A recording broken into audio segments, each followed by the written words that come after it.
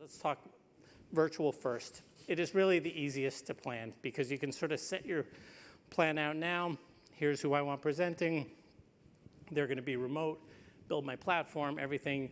You can stay the course now, and no matter what happens with COVID, what happens with your audience size, whatever happens with your venue, boom, you're still going, and that stuff at the end you can deal with when you want to. So it gives you the maximum versatility.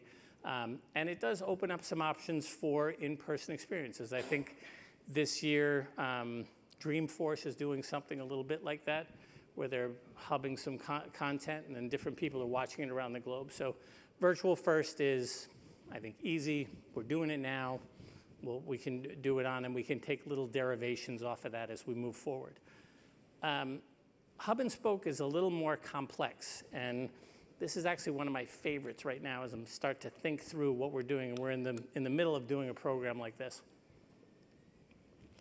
In a hub and spoke environment, we take and generate content, could be here, could be at a client's office, it could be at a hotel, or all of the above. And so we have multiple sources of content generation that is then aggregated into a program and then broadcast out to those locations and then to many more. So we're doing one right now where we're aggregating from, looks like 3 or 4 spots and broadcasting to like 40. And in each of those 40 spots, there'll be a viewing party, maybe just run by the local office that's there. Salespeople can host them. This sort of fabric of an event is sort of very appealing to me because I think it addresses a lot of the issues just as we're in this sort of transitional phase where, hey, I may not want to get 1,000 people in a room together, but I kind of would like to get 30 or 40, and I would like to get 30 or 40 at multiple places so that we can start to, again, internally, this kind of makes a lot of sense. I want to get my sales teams together. I want to start bonding. I want to start building culture. That kind of thing can all happen in that sort of hub and spoke environment.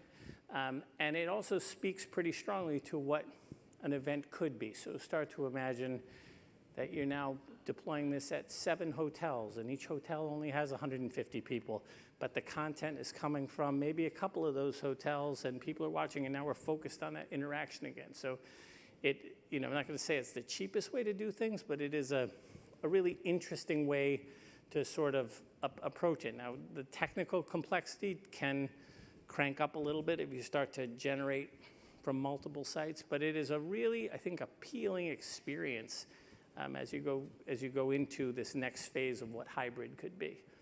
Anybody have any thoughts on that? Anybody online? Silence. No, they're agreeing that there is an interesting way of bringing both of those in-person but virtual connections in one place. Michelle was talking about SemiLive, where even including some pre-recording and participant engagement can bring those two worlds together. Good.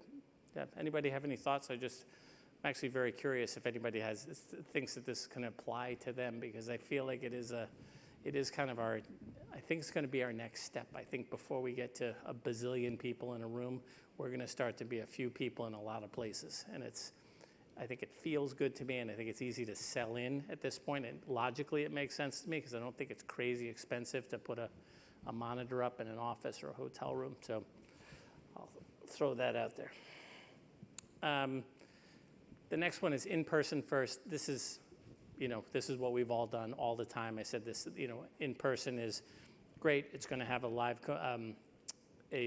virtual component to it, which is probably going to be making a webcast, right? We're going to webcast that back out. A couple things about in-person that we hope have changed.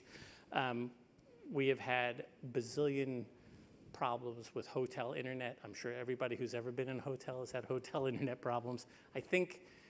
I am hoping that has largely changed. I think everybody has to understand, because now all of a sudden with the in-person thing, you're probably doing a pretty heavy broadcast out of there. You're probably bringing in remote presenters from that in-person thing. So I think there will be some change at that point.